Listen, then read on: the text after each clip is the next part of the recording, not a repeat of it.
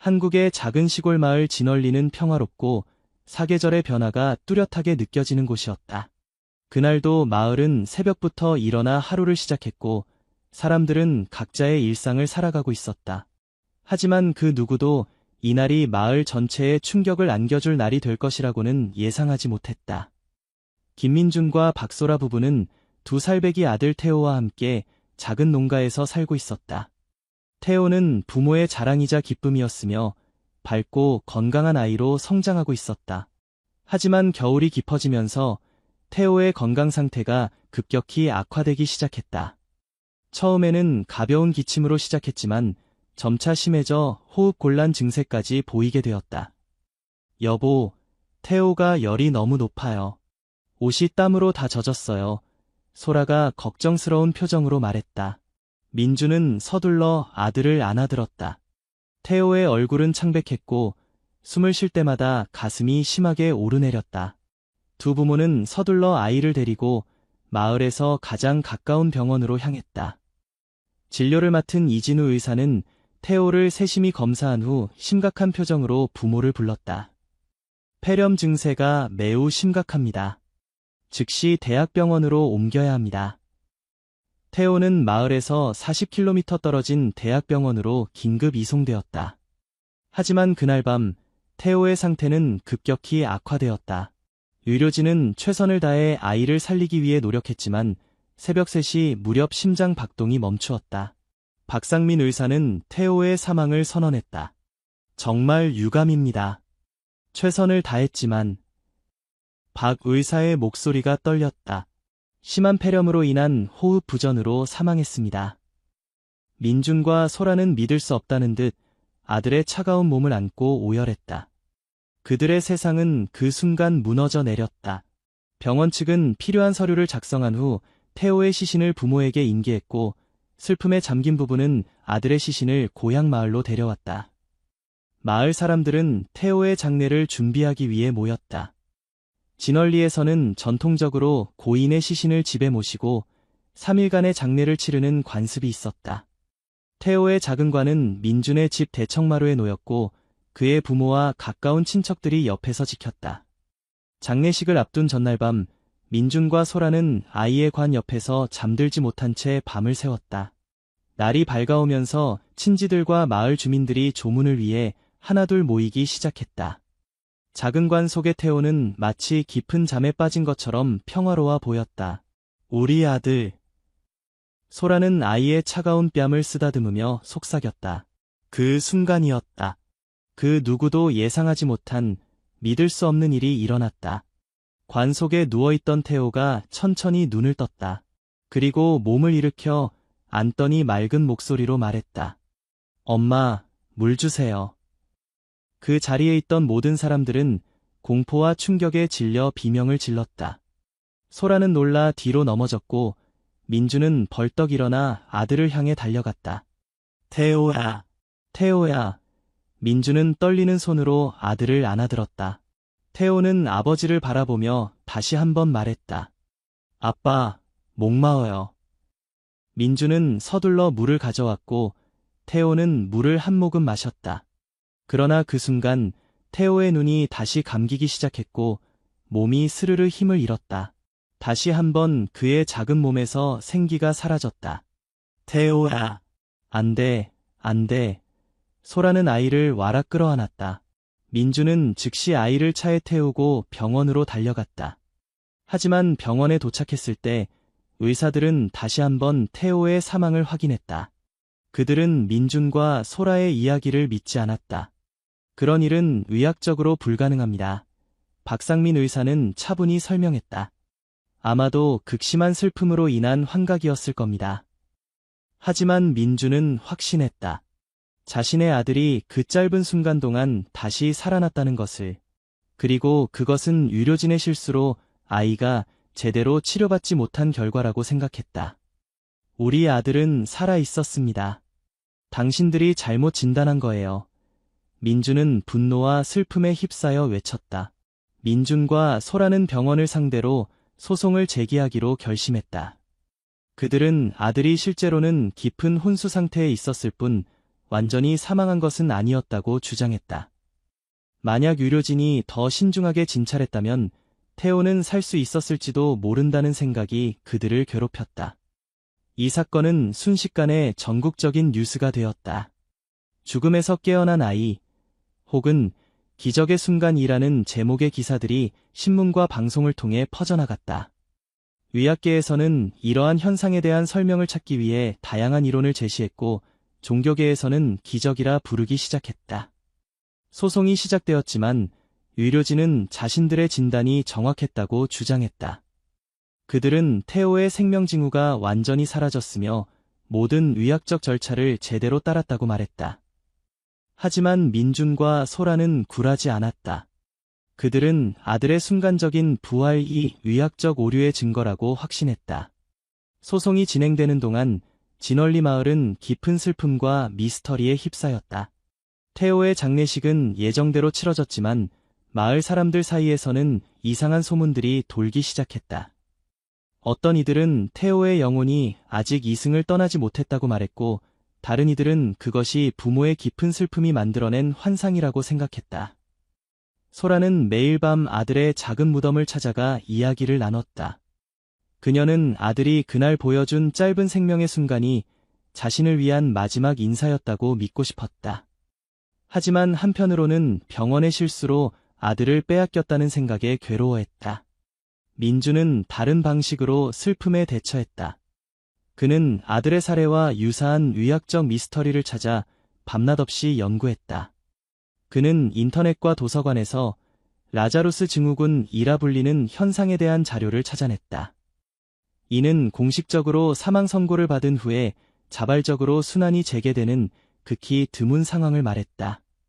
그는 또한 프랑스에서 있었던 앙젤로 헤이스의 사례를 발견했다. 앙젤로는 오토바이 사고 후 사망 선고를 받고 묻혔지만 보험 조사 과정에서 무덤이 파헤쳐졌을 때 살아있는 것으로 밝혀졌다.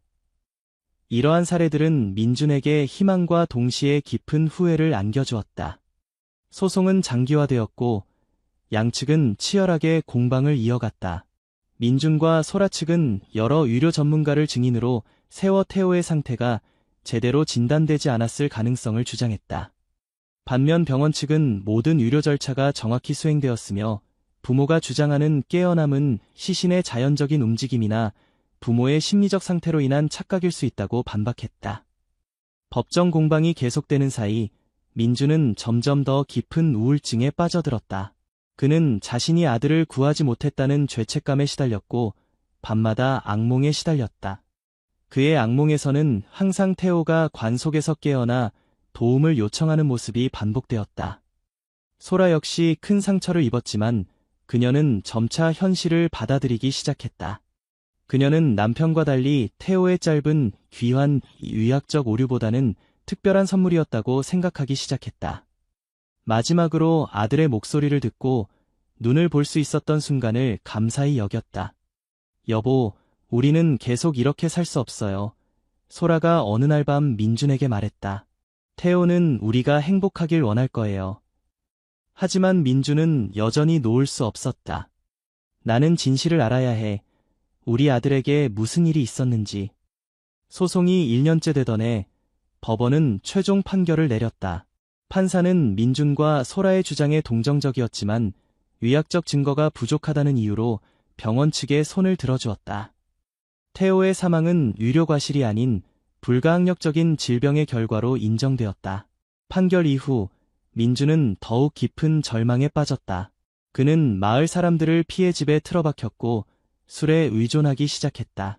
소라는 남편을 걱정했지만 그를 돕는 방법을 찾지 못했다. 그러던 어느 날 아무도 예상치 못한 손님이 그들의 집을 찾아왔다. 그것은 태호를 마지막으로 진찰했던 박상민 의사였다. 그는 법정 밖에서 민준과 소라를 만나고 싶다고 했다. 제가 왜 찾아왔는지 궁금하실 겁니다. 박 의사가 말했다. 솔직히 저도 태호의 사례에 대해 계속 생각해왔습니다. 그는 가방에서 서류 뭉치를 꺼내 민준에게 건넸다. 이건 태호의 모든 의료 기록입니다. 공식적으로는 말할 수 없었지만 태호의 상태가 좀 더 신중하게 다루어졌어야 했을지도 모릅니다. 민주는 믿을 수 없다는 표정으로 의사를 바라보았다. 무슨 뜻입니까?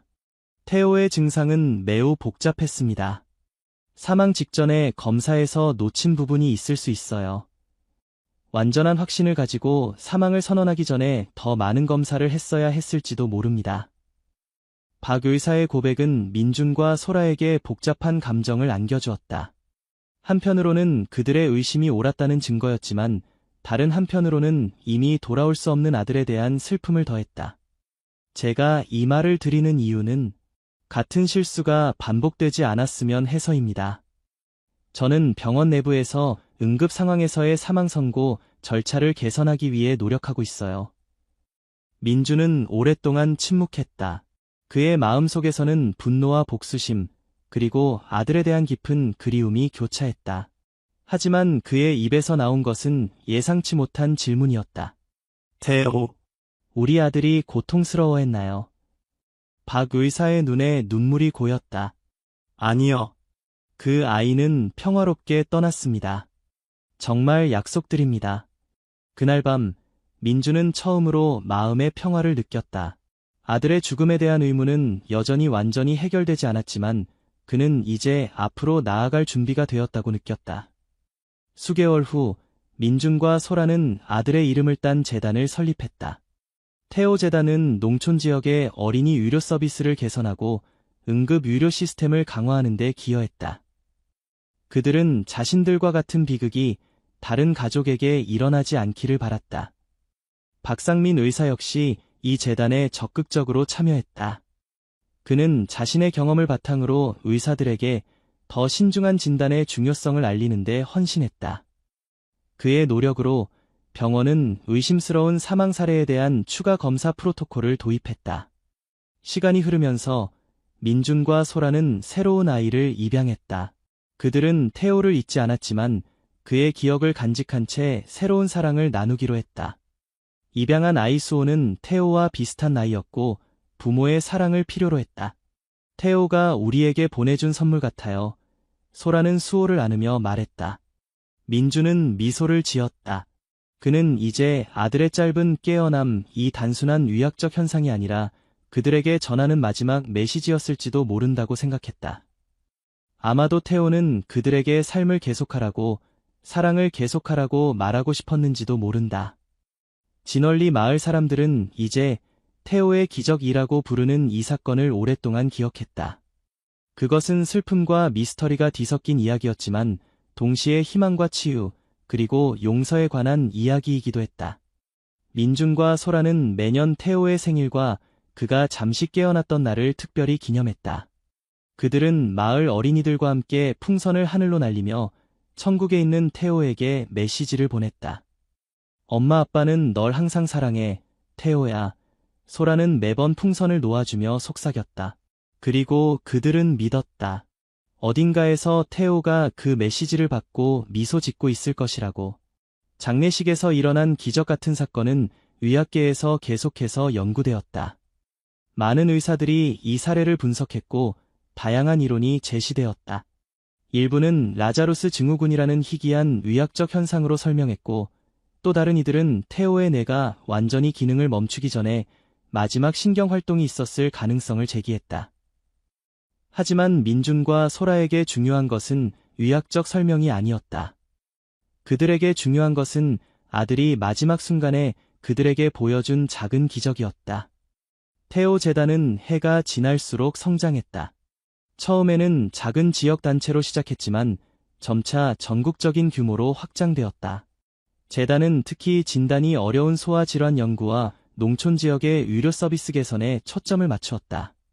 재단의 활동이 알려지면서 비슷한 경험을 한 다른 가족들이 민준과 소라에게 연락해왔다. 그들은 자신들의 이야기를 나누고 서로에게 위안을 주었다. 이러한 만남을 통해 민준과 소라는 자신들이 혼자가 아니라는 것을 깨달았고 더 강해질 수 있었다. 수호는 민준과 소라의 보살핌 아래 건강하게 자라났다. 그는 자신이 입양되었다는 사실과 태호의 이야기를 어릴 때부터 알았다. 수호는 종종 자신이 볼 수 없는 형에 대해 질문했고 민준과 소라는 항상 정직하게 대답해 주었다. 태호 형은 하늘에서 우리를 지켜보고 있어. 민준은 수호에게 말했다. 그는 내가 우리 가족의 일원이 된 것을 매우 기뻐할 거야. 어느 날 수호가 8살이 되었을 때 그는 부모에게 특별한 요청을 했다. 태호 형이 묻힌 곳에 가보고 싶어요.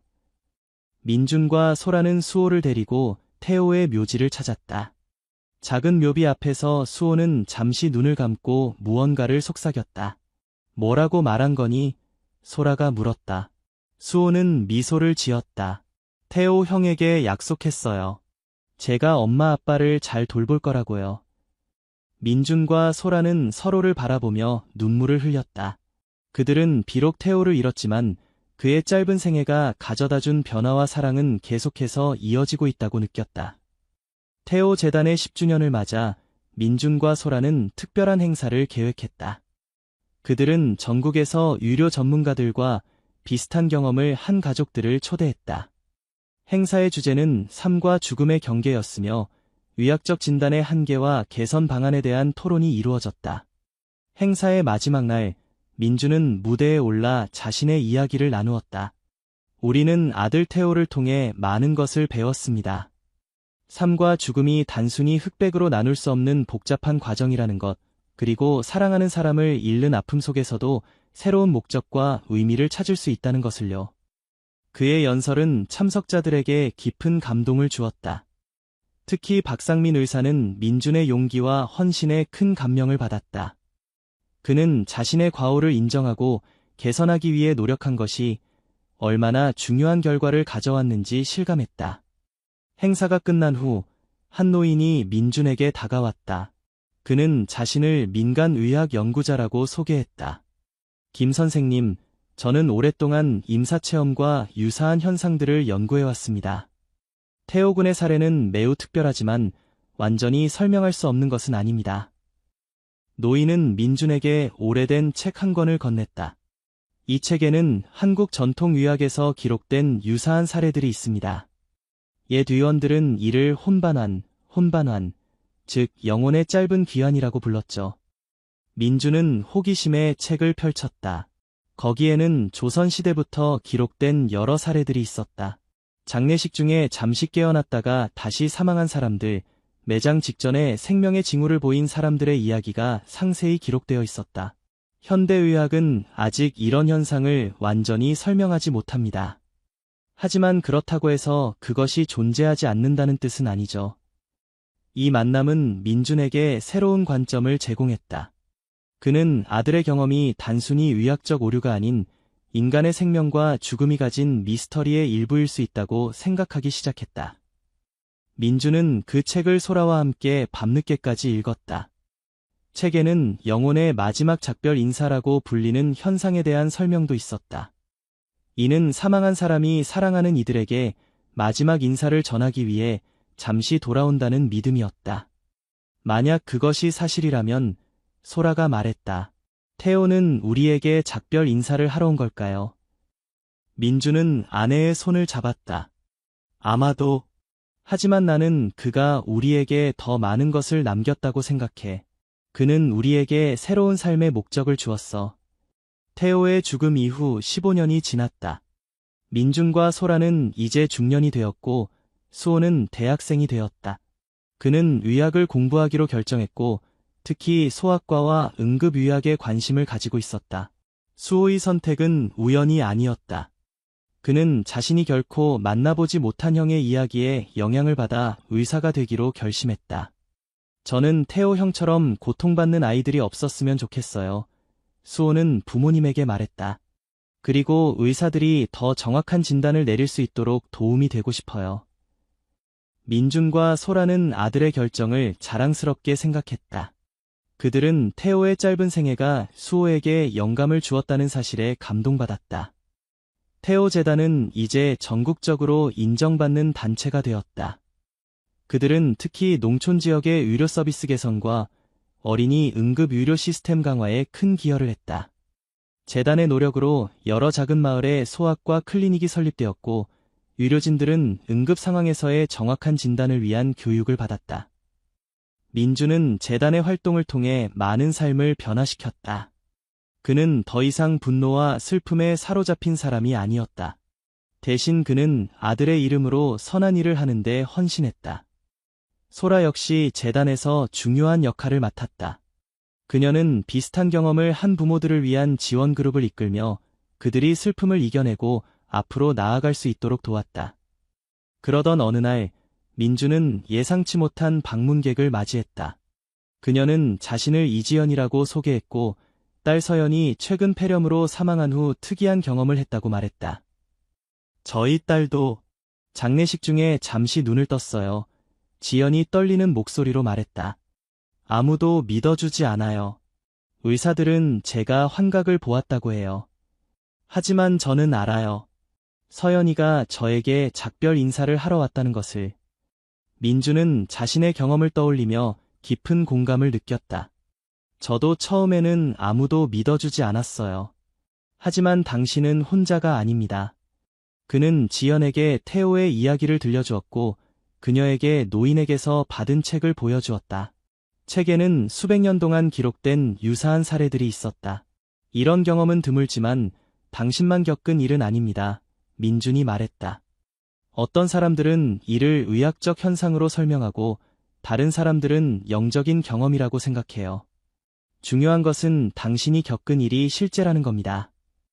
지연은 눈물을 흘리며 고개를 끄덕였다. 그녀가 저에게 말했어요. 엄마, 괜찮아요. 나는 행복해요. 그리고 다시 눈을 감았어요. 민주는 조용히 지연의 이야기를 들었다. 그는 이제 이런 경험이 개인적인 슬픔을 넘어 더 큰 의미를 가질 수 있다는 것을 알았다. 그는 지연에게 태호 재단의 지원 그룹에 참여할 것을 제안했고 그녀의 경험이 다른 부모들에게도 도움이 될 수 있다고 설명했다. 아픔을 치유하는 가장 좋은 방법은 다른 사람들을 돕는 것입니다. 민준이 말했다. 적어도 저에게는 그랬어요. 지연과의 만남 이후 민주는 마지막 작별 인사 사례를 더 체계적으로 수집하기로 결심했다. 그는 의학자, 심리학자, 그리고 전통의학 전문가들과 협력하여 이러한 현상을 연구하는 특별 프로젝트를 시작했다. 그들은 전국 각지에서 비슷한 경험을 한 가족들을 인터뷰했다. 놀랍게도 많은 사례들이 공통점을 가지고 있었다. 대부분의 경우 깨어남은 매우 짧았고 주로 사랑하는 사람에게 마지막 메시지를 전하는 형태였다. 또한 대부분의 사례는 어린 아이들이나 젊은 사람들에게서 발생했다. 민준과 연구팀은 이 데이터를 바탕으로 논문을 발표했다. 생명의 마지막 순간, 죽음과 삶의 경계에 대한 문화적, 의학적 고찰이라는 제목의 이 논문은 의학계와 일반 대중 모두에게 큰 관심을 받았다. 논문은 이러한 현상에 대한 다양한 문화적, 역사적 이해를 탐구했고 현대의학의 한계와 가능성을 논의했다. 민주는 특히 의료진들에게 환자의 가족이 보고하는 이러한 경험을 무시하지 말고 공감과 존중으로 대할 것을 강조했다. 수호는 의대생으로서 이 연구에 깊은 관심을 보였다. 그는 방학 동안 아버지의 프로젝트에 참여했고 의학적 관점에서 이 현상을 이해하려고 노력했다.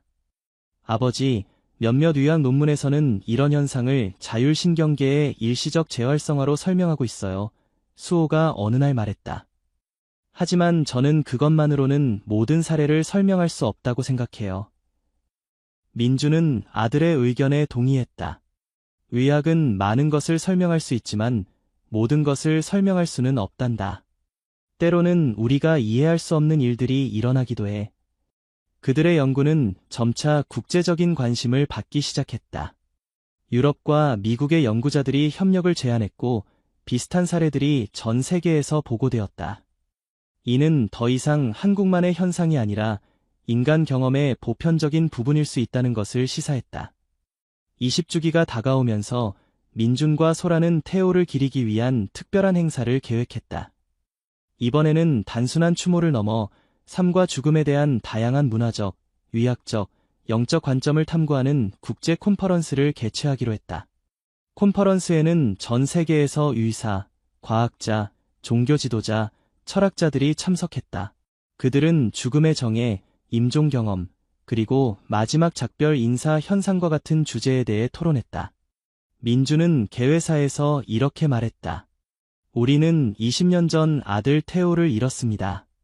그의 죽음은 우리에게 말할 수 없는 고통을 안겨주었지만 동시에 우리에게 새로운 여정을 시작할 기회를 주었습니다. 오늘 우리는 여기에 모여 삶과 죽음에 대한 우리의 이해를 넓히고 서로 다른 관점을 존중하며 함께 배우기 위해 모였습니다. 콘퍼런스 마지막 날, 수호는 자신의 연구를 발표했다. 그는 의대생으로서 임상 경험과 과학적 지식을 바탕으로 마지막 작별 인사 현상에 대한 새로운 관점을 제시했다. 의학은 점점 발전하고 있지만 아직도 죽음의 순간에 대해 완전히 이해하지 못하고 있습니다. 수호가 말했다. 뇌의 활동이 중단된 후에도 일시적으로 의식이 유지될 가능성, 그리고 이것이 문화적, 영적 경험과 어떻게 연결되는지에 대한 더 많은 연구가 필요합니다. 그의 발표는 젊은 의사의 관점에서 과학과 인간성을 결합한 접근법을 보여주었고 참석자들에게 깊은 인상을 남겼다. 콘퍼런스가 끝난 후 민준과 소라는 태호의 묘지를 찾았다. 그들은 이제 노부부가 되었지만 아들에 대한 사랑은 변함없었다. 태호야, 내가 우리에게 준 선물은 정말 크구나. 소라가 묘비 앞에 꽃을 놓으며 말했다. 내가 있었기에 우리는 많은 사람들의 삶을 변화시킬 수 있었어. 민주는 아내의 손을 잡았다. 그리고 수호도 훌륭한 청년으로 자랐단다. 내가 자랑스러워할 만한 동생이지. 그들이 묘지를 떠나려 할 때 갑자기 부드러운 바람이 불어왔다. 그 바람은 마치 누군가의 손길처럼 그들의 얼굴을 쓰다듬었고 주변의 꽃잎들을 살포시 흩뜨렸다. 소라는 미소를 지었다. 태호가 우리와 함께 있는 것 같아요. 민준도 고개를 끄덕였다. 그는 이제 아들의 죽음과 그 후의 기적 같은 순간이 단순한 의학적 현상이나 슬픈 사건이 아니라 자신의 삶을 변화시킨 귀중한 선물이었다고 믿었다. 그들이 집으로 돌아왔을 때 수호가 그들을 기다리고 있었다. 그는 의대에서의 마지막 학기를 앞두고 있었고 졸업 후 소아과 전문의가 되기 위한 계획을 세우고 있었다. 어머니, 아버지, 수호가 말했다. 제가 중요한 결정을 내렸어요.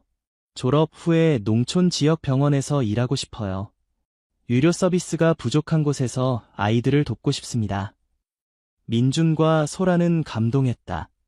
그들은 수호가 태호의 유산을 자신만의 방식으로 이어가고 있다는 것을 느꼈다. 내가 어떤 결정을 내리든 우리는 항상 내 편이란다. 민준이 말했다. 태호도 내가 자랑스러울 거야. 그날 밤 민준은 오래된 일기장을 꺼내 새로운 내용을 적었다. 오늘은 태호가 우리를 떠난 지 20년이 되는 날이다. 처음에는 그의 죽음이 내 인생의 끝인 것처럼 느껴졌다. 하지만 지금 돌이켜보면 그것은 새로운 시작이었다. 태호의 짧은 생애와 그가 우리에게 보여준 기적 같은 순간은 우리 가족의 삶을 완전히 바꾸어 놓았다. 수호는 훌륭한 의사가 될 것이고 태호 재단은 계속해서 성장하고 있다. 우리의 연구는 많은 사람들에게 위안과 희망을 주었다.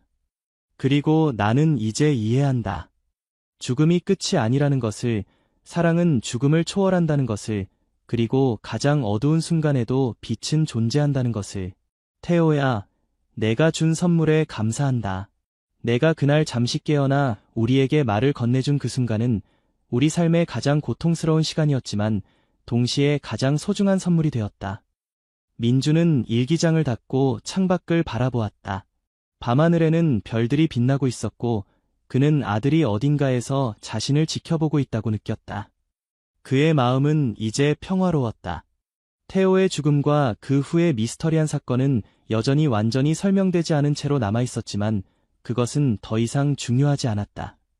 중요한 것은 그들이 그 경험을 통해 얼마나 성장했는지, 그리고 얼마나 많은 사람들의 삶을 변화시켰는지였다. 민주는 침대에 누워 소라의 손을 잡았다. 그들은 말없이 서로를 바라보았다. 그들의 눈에는 여전히 슬픔의 그림자가 있었지만 그것은 이제 희망과 감사의 빛으로 가득 차 있었다. 우리는 행복한 사람들이에요. 소라가 속삭였다. 민주는 고개를 끄덕였다. 그래, 우리는 정말 행복해. 그들은 태호가 떠난 후 긴 여정을 함께 걸어왔다. 그리고 그 여정은 계속될 것이다.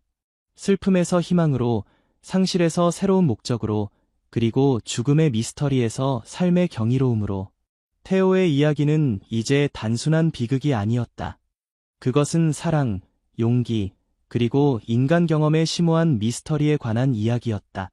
그리고 그 이야기는 계속해서 많은 사람들에게 영감을 주고 있었다. 마을 사람들은 여전히 태호의 기적에 대해 이야기했고, 때로는 새로운 세대의 아이들이 호기심 어린 눈으로 민준에게 물었다. 할아버지, 정말로 죽은 아이가 다시 살아났어요. 그럴 때마다 민준은 미소를 지으며 대답했다. 그건 단순한 이야기가 아니란다. 그것은 우리에게 삶과 죽음, 그리고 그 사이의 신비로운 순간에 대해 가르쳐준 소중한 경험이었지. 그리고 아이들은 경외심을 담은 눈으로 그를 바라보았다. 그들은 아직 완전히 이해하지 못했지만 언젠가 그들도 삶과 죽음의 경계에 대한 자신만의 이해를 발견할 것이다. 태호의 이야기는 계속해서 퍼져나갔고 그것은 단순한 의학적 미스터리를 넘어 희망과 위안의 메시지가 되었다. 그리고 민준과 소라는 그들의 아들이 짧은 생애를 통해 이토록 많은 사람들에게 영향을 미칠 수 있었다는 사실에 감사했다. 아들의 짧은 귀환, 이 단순한 의학적 현상이었든 혹은 더 심오한 무언가였든 그것은 그들의 삶의 의미와 목적을 가져다 주었다. 그리고 그것이야말로 가장 큰 기적이었다. 수호가 의사가 되고 몇 년 후 그는 시골 병원에서 일하며 많은 아이들의 생명을 구했다. 그의 헌신과 전문성은 지역사회에서 높이 평가받았고 많은 부모들이 아픈 아이들을 데리고 그를 찾아왔다. 어느 겨울날 한 어머니가 폐렴에 걸린 2살배기 아들을 데리고 병원에 왔다. 아이의 상태는 심각했고 수호는 즉시 응급처치를 시작했다. 그는 태호의 사례를 떠올리며 더욱 신중하게 아이를 진찰했다. 의사 선생님, 우리 아이 살릴 수 있나요? 어머니가 불안한 눈빛으로 물었다. 수호는 잠시 망설이다가 진실된 목소리로 대답했다. 최선을 다하겠습니다. 어머니께서도 아이를 믿어주세요. 수호는 밤새 아이 곁을 지켰다. 그는 태호 재단에서 개발한 최신 진단 프로토콜을 적용하며 아이의 상태를 면밀히 관찰했다. 여러 차례 위기가 있었지만 수호는 포기하지 않았다. 그의 노력은 결실을 맺었다. 다음 날 아침 아이의 상태가 안정되기 시작했고 일주일 후에는 완전히 회복되었다. 우리 아이를 살려주셔서 정말 감사합니다. 어머니가 눈물을 흘리며 말했다. 선생님은 천사 같은 분이에요. 수호는 미소를 지었다.